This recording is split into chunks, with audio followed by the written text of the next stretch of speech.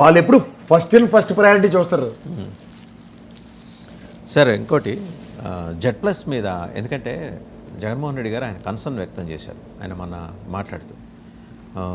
దాని మీద ఇంతవరకు మళ్ళీ ప్రభుత్వం నుంచి అయితే స్పందన లేదు. ఓ పక్కేమో ఆయనకి థ్రెట్ పెరుగుతోంది.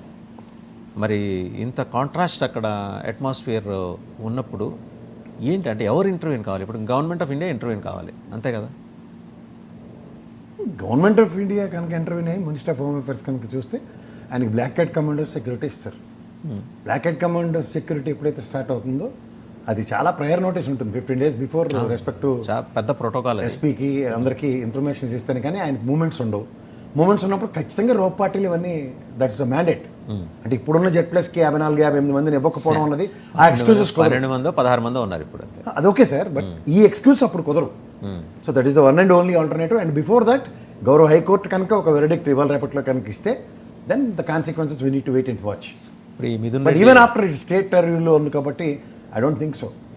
లిక్కర్ కేసులో చూడబోతే చాలా వేగంగా పరిణామాలు చోటు చేసుకుంటున్నాయి. జగన్మోహన్ రెడ్డిని ఏ క్షణంలోనే అరెస్ట్ చేయొచ్చు. ఆయన బెంగళూరు రెసిడెన్స్ దగ్గర కూడా మోహరించారట స్పెషల్ పోలీస్. ఏపీ నుంచి వెళ్ళారట. అలా కాదు, కానీ ఇంకో మాట చెప్పమానండి.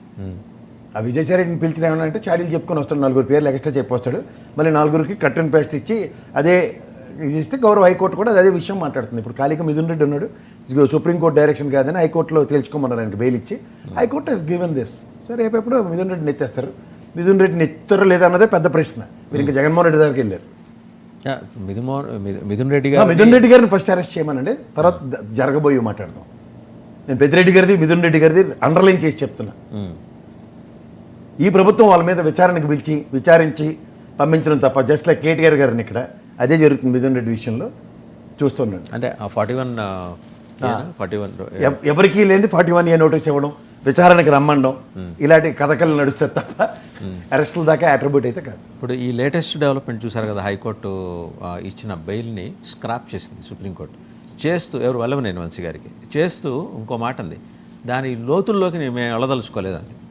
అంటే అదొక్కటే రిలీఫ్ కనిపిస్తుంది. బట్ ఇది స్క్రాప్ అయింది కాబట్టి బెయిల్ ఇమీడియట్గా ఆయన్ని కూడా అరెస్ట్ చేసే అవకాశం ఉంది. ఆయనేమో చెప్పట్లేదు, కానీ బయటికి జైల్లో పెట్టే ఫుడ్ మీద ఆయనకి సందేహాలు ఉన్నాయి.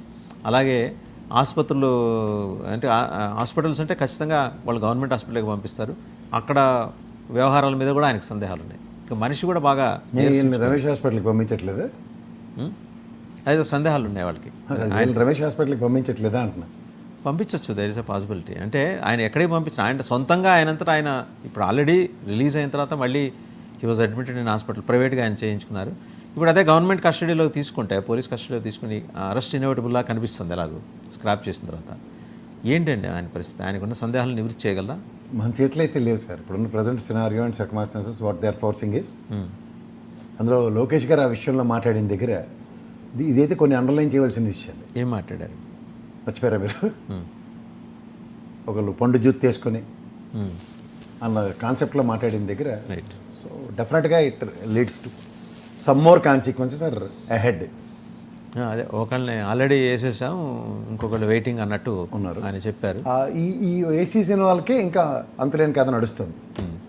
సో డెఫినెట్గా we need to wait and watch. ఇవాళ రేపట్లో మళ్ళీ పరిణామాలు ఎలా. పేర్ని నాని గారు ఎందుకంటే ఆయన మీద ఫోకస్ చాలా బలంగా. వాళ్ళ పేరు నాని ఒకళ్ళు, అంబటి రాంబాబు గారు ఒకళ్ళు, నెక్స్ట్ కొడాలి నాని, నెక్స్ట్ విడుదల రజని అండ్ రోజా, అలా కొంతమంది పేర్లు ఉన్నాయి.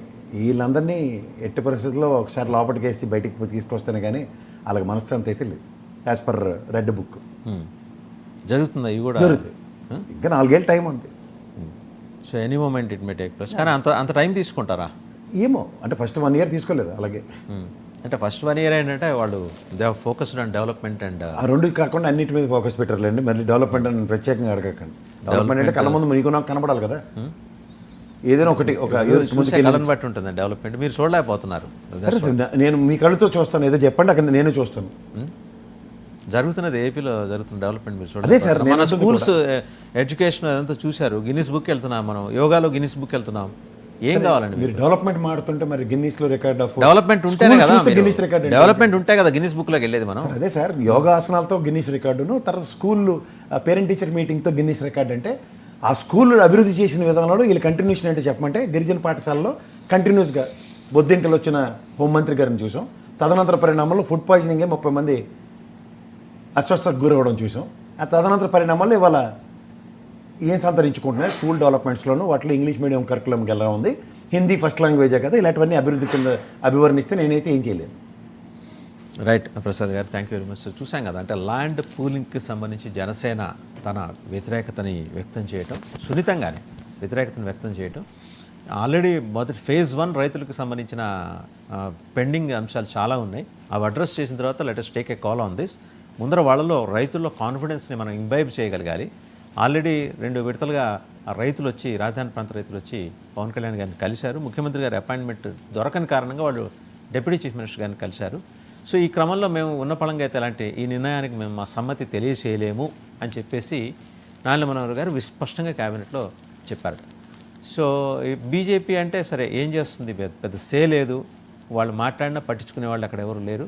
బట్ జనసేన మాట్లాడింది అంటే ఇది ఒక సీరియస్ కన్సర్న్గానే ప్రభుత్వం తీసుకుంటుంది. కాబట్టి క్యాబినెట్ సబ్ కమిటీ కాన్స్టిట్యూట్ చేశారు.